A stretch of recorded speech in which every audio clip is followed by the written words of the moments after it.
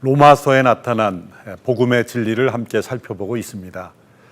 이 강의 초두에도 말씀드린 바와 같이 제가 드리는 어떤 강의 내용보다 더 중요한 것은 로마서 자체를 우리 성도님들이 계속 읽어가는 것입니다. 로마서 자체의 논리의 흐름을 파악하는 것이 중요하기 때문입니다. 한 장 한 장 우리가 살펴보지만 그 전체의 복음의 구조에서 그 장이 어떤 위치를 차지하고 있는지를 살펴볼 수 있을 때 복음의 이 진리 체계가 우리의 생각과 또 마음에 깊이 묵상될 수 있습니다. 이제 로마서 7장에 이르렀습니다. 로마서 6장에서 우리는 죄에 대하여 죽은 자로서의 성도, 그 성도가 예수 그리스도의 십자가를 통하여 연합하고 또 예수님의 부활과 연합하고 또 예수 그리스도의 안에 있는 그 생명을 체험하는 그 삶으로 나아감을 우리가 함께 보았습니다. 로마서 5장에서는 그리스도로 말미암아 through Christ, 하나님께서 우리를 사랑하셔서 전적인 은혜로 우리를 의롭다 하시는 그 은혜로 말미암아 우리가 화평을 누리게 되고 또 환난 가운데서도 즐거워할 수 있는 그 믿음의 능력을 우리는 살펴보았습니다. 6장에 이르러서 이제 그리스도와 함께 우리가 죄에 대하여 죽은 자가 되는 그 영적 체험에 대하여 설명했습니다. 이제 7장으로 나아가면 우리의 신앙에 있어서 또 믿음을 의롭게 되는 그 신앙에 있어서 가장 중요한 역할을 하는 이 율법과 우리와의 관계에 대하여 사도 바울은 자신의 경험과 함께 설명해 주고 있습니다. 그래서 로마서 7장 1절로 25절의 전체의 키워드를 꼽으라고 한다면 율법에 대하여 죽은 자라고 정의할 수 있습니다. 로마서 6장이 죄에 대하여 죽은 자라고 한다면 로마서 7장이 율법에 대하여 죽은 자. 그래서 이 죄에 들어갈 단어에 율법을 넣어서 그 십자가의 죽음이 어떻게 우리에게 효과가 이루어지는가를 죄와 율법과의 관계에서 설명한 것입니다. 먼저 로마서 6장과 7장이 연결되어 있는데 이 로마서 6장부터 7장까지는 바울의 Q&A식으로 정리될 수 있습니다. 바울이 질문을 스스로 던지고 그 질문에 답변하는 식으로 6장과 7장이 연결되어 있기 때문에 이 Q&A 구조를 통해서 먼저 7장의 내용을 6장과 결부시켜서 한번 정리하고 본격적으로 7장의 내용으로 들어가도록 하겠습니다.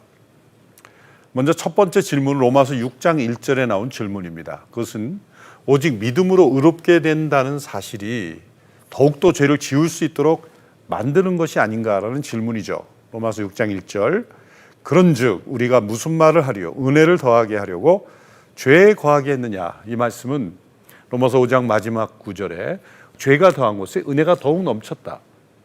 은혜는 죄를 간신히 상쇄하는 것이 아니라 그 죄를 능히 넘어서는 더 풍성한 은혜로 주어지기 때문에 그러면 죄가 더하면 더할수록 은혜가 더욱더 풍성해지지 않겠느냐라는 그런 질문을 던진 거죠. 당연히 그럴 수 없는 것이죠. 거기에 대한 대답입니다. 믿음은 그리스도와 함께 세례를 받음으로 죄에 대하여 죽은 자가 되도록 변화시키기 때문에 이 죄의 영향력에서부터 벗어나게 되는 것이다. 로마서 5장에서는 그리스도를 통하여 우리를 값없이 의롭다 하시는 그 은혜로 우리가 죄를 용서함 받고 하나님과 화평함을 누리고 하나님과 화목하게 되었다라는 복음의 진리를 설명했습니다. 그래서 이런 질문이 나오는 거죠. 그러면 그리스도를 통하여 오직 믿음으로 의롭게 된다면 죄를 더 지음으로 더 큰 은혜를 받을 수 있는 것이 아니냐라는 그런 어리석어 보이지만 그런 질문에 미리 대답함으로써 그것이 아니다. 믿음은 그리스도와 함께 세례를 받는 은혜 속에 들어감으로 죄에 대하여 죽은 자가 되는 것이다. 로마서 6장의 진리였습니다. 더 나아가 자신이 죄에 대해 죽은 자라고 여기고 지체를 의의 무기로 하나님께 드림으로 더 이상 죄가 주장하지 못하게 되는 삶으로 나아간다. 두 번째 질문 로마서 6장 15절에 나오죠. 그렇다면 죄가 아니라 은혜 아래 있다라고 할 때 그것은 이제 자유롭게 사는 것을 의미하지 않느냐. 그 자유에는 죄를 지을 수 있는 자유까지 포함하는 것이 아니냐라는 질문이었습니다. 로마서 6장 15절의 내용이죠. 그런즉 어찌하리요? 우리가 법 아래 있지 아니하고 은혜 아래 있으니 죄를 지으리요? 그럴 수 없느니라. 이것 또한 그럴 수 없다. 왜 그런지를 이제 설명하는 겁니다. 그 이유는 믿음은 죄의 종에서 하나님의 종으로 변화시키는 것이기 때문이다. 모든 사람은 무엇인가의 종이다. 그래서 내가 누구의 종이 될 것인가를 선택하는 자유만 있을 뿐이다. 근데 자유는 멋대로 죄 짓는 자유가 아니라 죄의 종에서 하나님의 종으로 자신을 드리는 그 선택의 자유라는 것입니다. 율법에 대해 죽은 자가 되었지만 그리스도와 결혼한 자가 되어 새로운 영의 법칙에 종속되는 자가 되는 것이다. 그래서 7장으로 이제 넘어오게 되는 것이죠. 로마서 7장 4절의 말씀. 그러므로 내 형제들아 너희도 그리스도의 몸으로 말미암아 율법에 대하여 죽임을 당하였으니 이는 다르니 곧 죽은 자 가운데서 살아나신 이에게로 가서 우리가 하나님을 위하여 열매를 맺게 하려 함이라. 자, 그러므로 은혜 아래 있는 삶이란 곧 율법에 대하여 죽은 자가 되고 율법에 죽은 자는 곧 하나님을 위하여 열매 맺는 삶이 된다. 이렇게 연결이 되는 것이죠. 세 번째 질문입니다. 그러면 율법이 우리를 얽매이게 하였으므로 율법은 죄인가? 율법의 문제를 제기하는 겁니다. 이거 로마서 7장 7절의 말씀입니다. 사도 바울이 질문을 던질 때 항상 우리말 개역개정에서 그런즉이라는 단어를 항상 시작합니다. 무슨 말을 하리요? 율법이 죄냐? 질문이죠. 그럴 수 없다. 아니다. 율법으로 맘지 않고는 내가 죄를 알지 못하였으니 곧 율법이 탐내지 말라 하지 아니하였더라면 내가 탐심을 알지 못하였으리라. 이제 율법의 목적에 대해서는 차후 설명해 드리겠지만 아니라는 것입니다. 율법이 죄가 아니라 내 속에 있는 죄가 율법을 쓸모없게 만들었을 뿐이다. 율법은 내 속에 있는 죄를 깨닫게 하는데 이로 인해 생명에 이르게 할 계명이 도리어 사망에 이르게 하는 것이 된 것뿐이다. 로마서 7장 9절에서 10절의 말씀입니다. 전에 율법을 깨닫지 못했을 때에는 내가 살았더니 계명이 이름에 죄는 살아나고 나는 죽었도다. 생명에 이르게 할 계명이 내게 대하여 도리어 사망에 이르게 하는 것이 되었다. 자, 이 부분은 후에 더 자세하게 살펴보겠습니다. 지금은 전체적인 흐름만 함께 살펴보는 것입니다.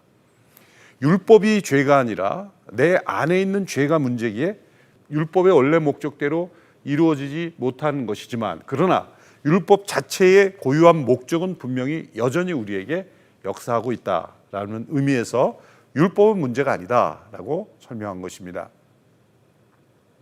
네 번째 질문. 로마서 7장 13절에 나옵니다. 그러면 율법이 사망에 이르게 한다면 율법이 살인하는 것 아닌가라는 질문입니다. 7장 13절입니다. 그런즉 선한 것이 내게 사망이 되었느냐? 그럴 수 없느니라. 오직 죄가 죄로 드러나기 위하여 선한 그것으로 말미암아 나를 죽게 만들었으니 이는 계명으로 말미암아 죄로 심히 죄 되게 하려 함이라. 죄가 죄로 드러나게 하고 또 죄가 심히 죄 되게 하려 함이라. 이 부분이 율법의 기능 또 선한 목적을 이제 설명하는 것입니다. 그래서 살인자는 율법이 아니라 죄이며 율법은 죄를 죄로 드러나게 할 뿐이다. 더 선해지려 할수록 하나님의 법을 사랑하는 참된 자아와 하나님의 법을 미워하는 죄 가운데 우리를 압박하게 된다. 이 부분이 이제 로마서 7장에 나오는 사도 바울의 그 잘 알려진 이 내적인 갈등, 옛사람과 새사람 또 겉사람과 속사람이 서로 싸우는 그런 갈등의 고백이 여기서 나오는 것입니다. 자, 이제 이러한 6장에서 7장에서 사도 바울이 죄에 대해서 죽은 자면 마음대로 죄를 짓겠냐? 아니다.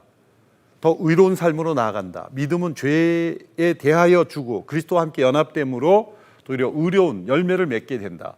또 율법에 대하여 죽게 됐다면 율법이 우리를 사망에 이르게 한 것 아니냐?